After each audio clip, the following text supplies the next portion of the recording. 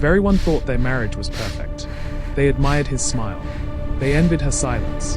Behind the laughter, behind the beautiful house, behind the locked doors, a woman was disappearing. She didn't scream. She didn't fight. She waited, because the most dangerous escape is the one no one sees coming. This is the story of what really happens behind closed doors. Welcome to John Leo Stories. If you enjoy powerful, well-told stories with meaningful lessons, consider subscribing so you don't miss future uploads.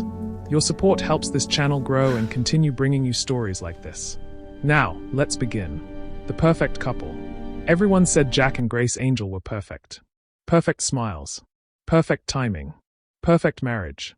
They were the kind of couple people lowered their voices for when they walked past, envy disguised as admiration. At dinner parties in Chicago's Gold Coast, guests leaned in, studying the way Jack's hand rested possessively at the small of Grace's back, the way Grace laughed softly at his jokes, the way their eyes met like they shared secrets no one else was allowed to hear. Marriage goals, someone always whispered. Grace always smiled when she heard it. Tonight was no different. The townhouse glowed warmly against the winter darkness, its tall windows casting soft yellow light onto the quiet street. Inside, the last guests were gathering their coats, still buzzing from wine and conversation. "Grace, dinner was incredible," Esther said, slipping into her coat. "You're so lucky Jack lets you cook so much. Mine barely lets me near the stove." Jack laughed, charming and effortless. "I don't let her," he said. "She insists." Grace smiled on cue. The smile never reached her eyes. "You two are inseparable," another guest added. "I swear, I've never seen Grace without you, Jack." Jack squeezed Grace's hand. "Tight. We just enjoy each other's company," he said. "Don't we, sweetheart?" "Yes," Grace replied immediately. Her voice was calm. Pleasant. Perfect.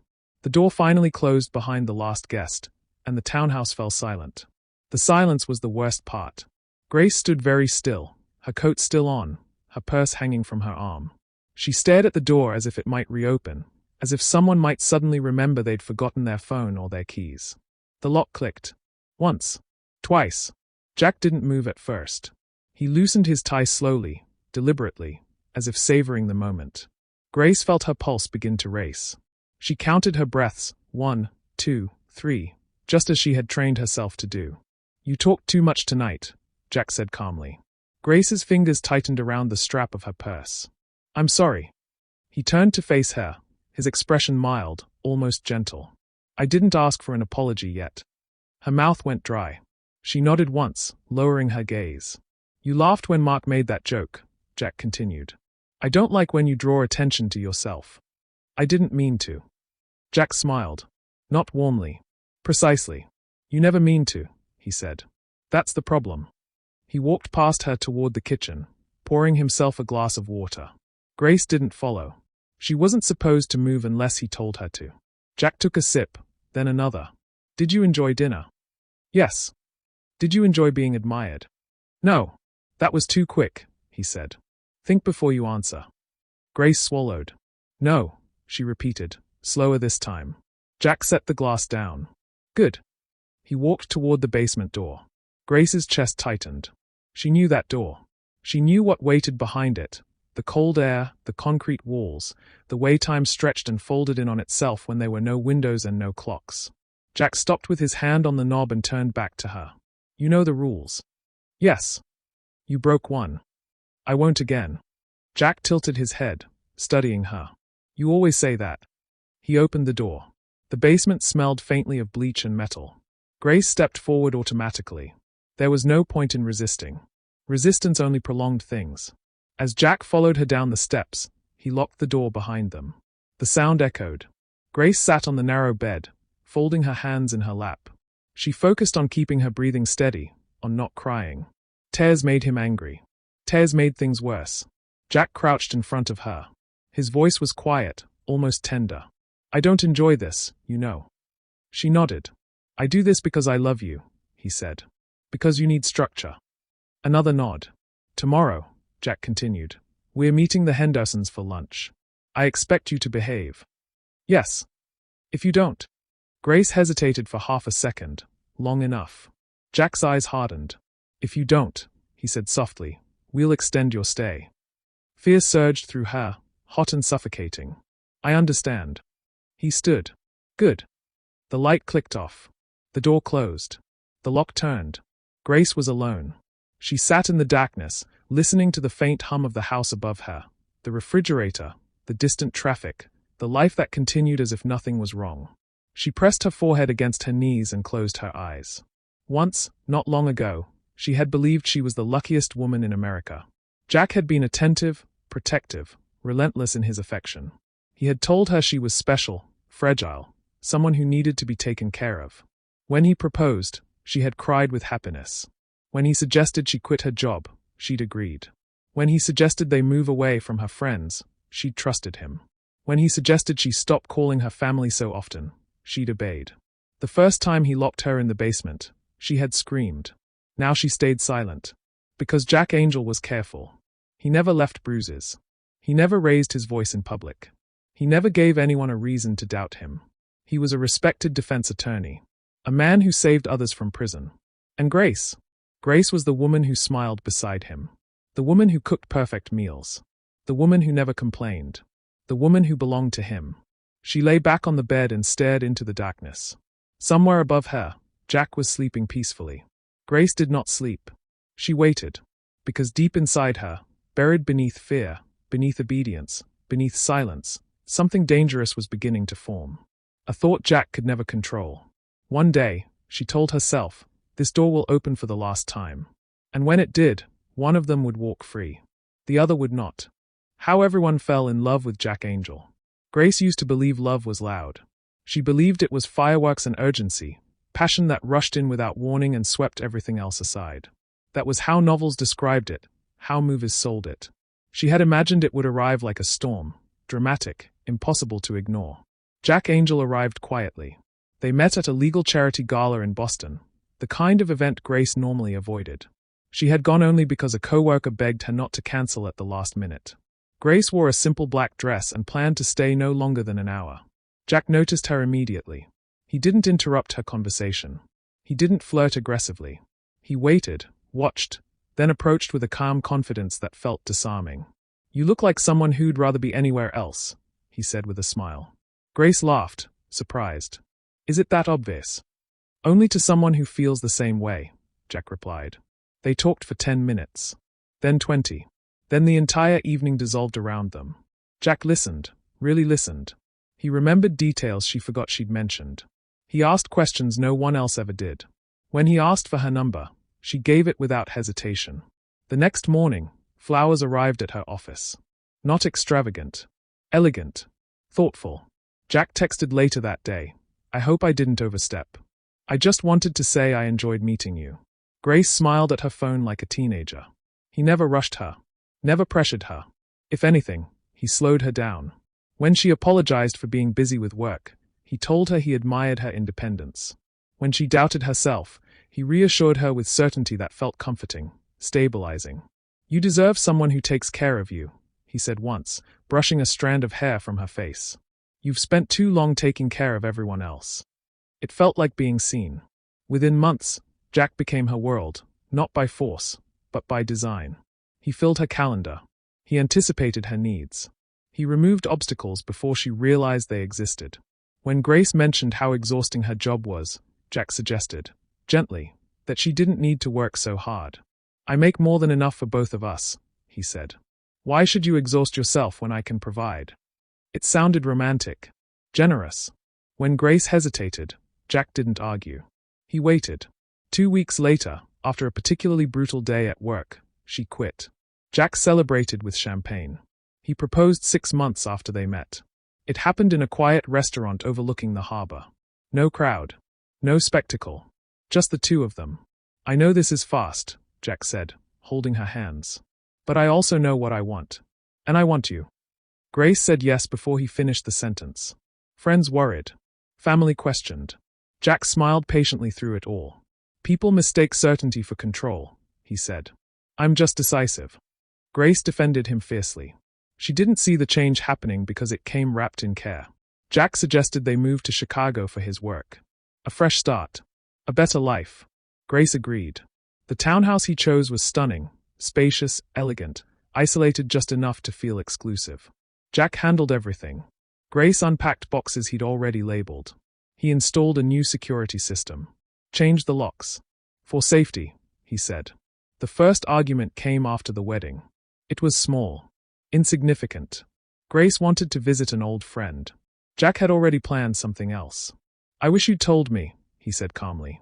I didn't think I needed permission, Grace replied, laughing lightly. Jack didn't laugh. I just like to know where you are, he said. It's about trust. Grace apologized.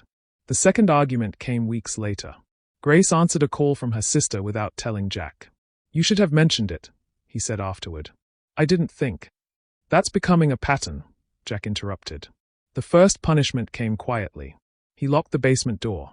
Not for long. Just long enough to frighten her. Just long enough to teach her. Jack sat with her afterward, holding her while she shook. I hate doing this, he said softly. But you leave me no choice.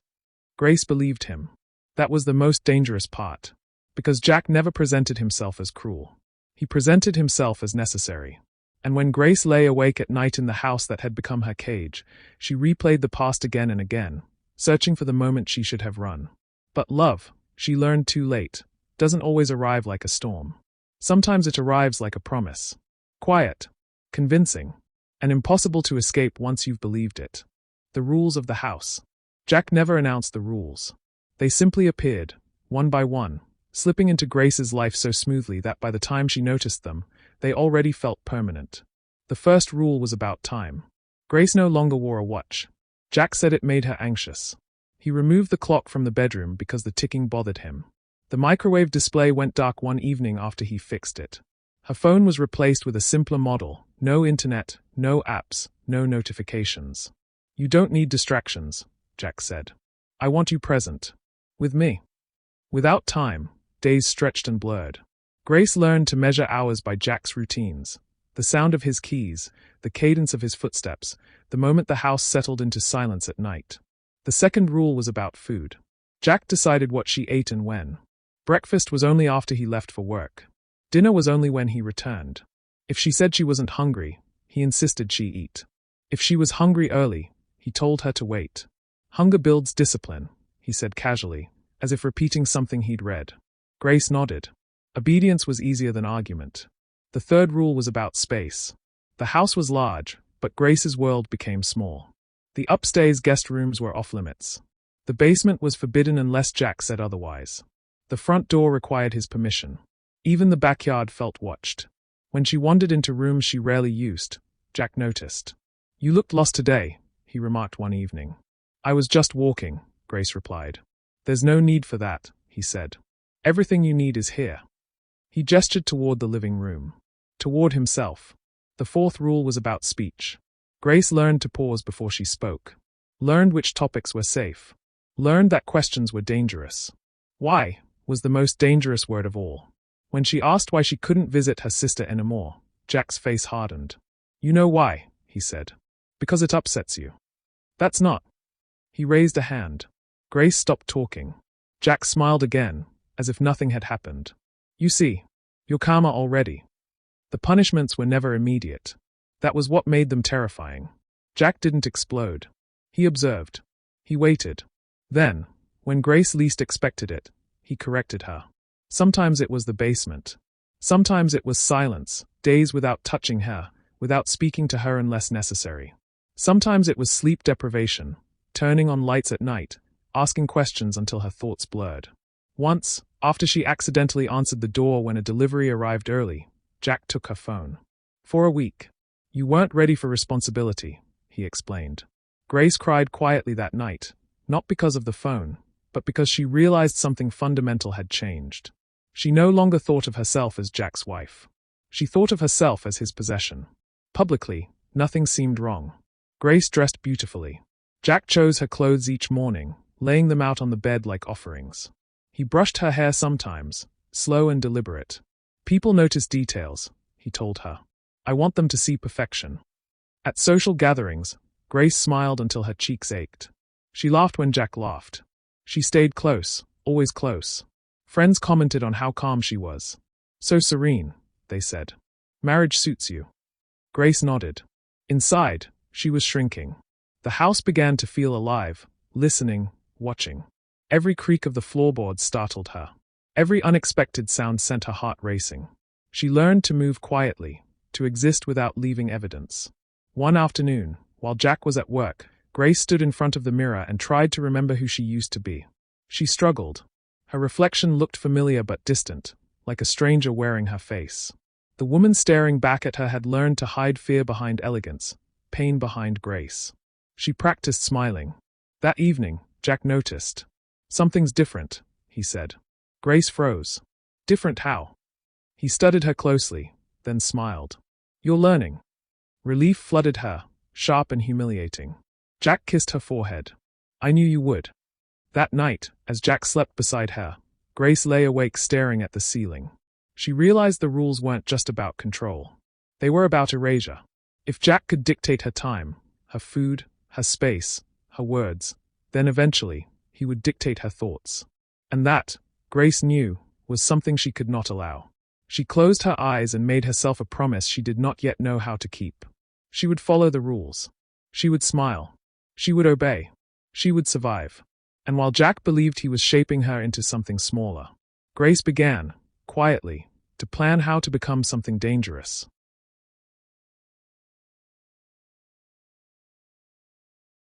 The basement. The basement was not an accident. Grace understood that the first time Jack locked her inside for longer than an hour. It wasn't a forgotten storage space or a poorly planned renovation. It was deliberate, designed with precision, the way Jack designed everything in his life. The walls were smooth concrete, freshly painted a sterile white that reflected the harsh ceiling light. There were no windows, no cracks, no sense of time, only a narrow bed bolted to the floor, a small bathroom with no mirror, and a door reinforced from the outside. Jack called it the quiet room. "It helps you reset," he told her the first night she spent there. "Everyone needs consequences. This just happens to be everyone envied." Grace had begged that first time. Grace Angel remembered the way her voice sounded. She lived in a beautiful townhouse in one of Chicago's most prestigious neighborhoods. Jack had watched. She wore tailored dresses and discreet jewelry. "You're being dramatic," he said. She hosted elegant dinners and sent handwritten thank you notes. That sentence became his shield. She smiled with an ease that made other women feel clumsy, didn't leave marks, unfinished, didn't shout. People admired her calm. What he did was worse. "She's so composed." He erased her sense of reality. "So elegant. In the basement. So lucky." Time dissolved. Grace learned without a clock could be weaponized. Minutes stretched into brunches and charity events. Hunger came in waves, reflecting back whatever people wanted, just shallow. If someone complained about their marriage, Jack decided how long she stayed, but never shared her. Sometimes it was an hour. If someone joked about their husband's flaws, once it was Grace laughed lightly and changed the subject. She nearly broke. Jack noticed everything. She sat on the bed, stood close to her and to her chest, never counting her breath until numbers lost meaning. His eyes tracked her movements. She whispered her sister's name over and over, clinging to it like a lifeline. If she spoke too long to someone, Jack had learned early that Millie was Grace's weakness, guiding her away with a smile. He'd researched her. Time to calculate, facility, he'd say. Her routines. At home, her limitations. He reviewed her performance. He spoke of her with handled concern, Esther well, with patience. He said once, "I'll always look after her," he'd said. "She likes to pry. As long as you didn't give her anything." That was the unspoken rule beneath all others. "I tried." Jack visited more than basement occasionally, Jack replied. "Not often." "You succeeded." He liked the silence. Praise from Jack felt like oxygen. When he did come down, she hated herself for that. He watched Grace eat, while shopping for groceries, reminding her permission and under his observation. "You rush when you're anxious." Grace caught her reflection in a store window. "Control yourself." For a moment, Grace nodded, didn't recognize the woman staring back. One afternoon, the posture was after perfect. She'd been released and allowed back upstairs. The eyes noticed something new. She realized then the basement door had become fluent in a language no one else spoke. Jack followed her gaze. The language of security. He said. Jack's friends adored him. "You know I worry about colleagues praised his brilliance." She almost Judges laughed. Respected his composure. Instead, she thanked him. He was known for defending the innocent. Grace lay in bed beside Jack, her body stiff, the irony was exquisite, her mind racing. At dinner parties, she waited until his breathing told slowed, stories about difficult she was cases, certain he was asleep, about men accused of unspeakable things. Then she slipped out of bed. People are quick to judge. She crept down the stairs. Every step, but the truth is often more complicated. She stood in front of the basement door. Grace sat beside staring at the hands folded. She didn't know the code, but she needed to see it again. Thinking of how easily Jack lied without lying at all. This was not a room meant for emergencies. People commented on how quiet she was. Jack caught her hand in listener from the keypad. Jack said proudly, "You shouldn't be here." She prefers depth to noise. Grace froze. That night, after the guests left, I thought I heard Jack turned to her. She stammered. "You were withdrawn." Jack smiled faintly. "I didn't to stop lying. You should have punishment that followed was swift. I didn't want to cause a scene." 3 nights. Jack studied. When Jack finally opened the door, then Grace was shaking. "Fair." Her voice gone raw. No punishment followed. Jack Grace learned that unpredictability wrapped her in a blanket, Jack enjoyed control, breathing slowed, but he also enjoyed I wish you wouldn't make me do this. If she disrupted them carefully. But you're improving. He didn't always know how to respond. Grace stared. She began planting harmless inconsistencies. From that day on, a pause before she stopped testing boundaries. A smile that lingered. She stopped wondering. A compliment asking questions instead of last. Stopped hoping. Jack noticed. Instead, but he didn't react. She observed. Not yet. She memorized Jack's One habits. Afternoon, a woman routines, from a local charity. The times he checked privately. The days he worked late, she said softly. The nights he drank Jack is extraordinary. You must feel so safe with him. She began exercising Grace quietly. Felt something cold settle in her chest. Controlled breathing. She trained her mind to stay sharp. I do, to resist panic. The woman hesitated. Because Grace had learned something important in the dark. Support. Jack believed the basement broke her. Grace what it actually did was give her just clarity. For a second, and clarity. She considered telling she was beginning to understand. The words pressed against far more dangerous than fear. Then Jack appeared beside her, warm and solid and smiling. Ready to go? He asked. Grace nodded. That night, Jack locked the basement door without explanation. She spent the night sitting upright on the bed, replaying the woman's words over and over. If you ever need anything. By morning, Grace understood something with terrible clarity. No one was coming to save her. Not because no one cared, but because Jack had made sure no one suspected. He had built a narrative so convincing that even the truth would sound like madness. When Jack finally let her out, he kissed her cheek. Remember, he said, people believe what they want to believe. Grace watched him walk away. And for the first time, she stopped wishing someone would notice her suffering. Instead, she began thinking about evidence. About timing. About patience. Because if the world believed Jack Angel was perfect, then Grace would have to use that belief against him. Quietly, carefully, and with a smile no one would ever question. Behind closed doors, monsters don't always scream. Sometimes, they smile. Grace didn't escape with noise or violence. She escaped with patience. With silence. With courage no one could see. If this story moved you, even a little, pause for a moment and ask yourself. White right pointing backhand index. How many perfect couples are hiding painful truths? White right pointing backhand index. How many people are suffering quietly, waiting to be believed? If you believe stories like this deserve to be heard, like this video. If you want more gripping, emotional stories that expose hidden realities, subscribe. And if Grace's journey stayed with you, leave a comment below. Your voice matters here. Because sometimes, the bravest thing a person can do is open the door and walk out. Until the next story. If this story touched you, like the video, subscribe for more, and share your thoughts in the comments. Hang tight for the next part too.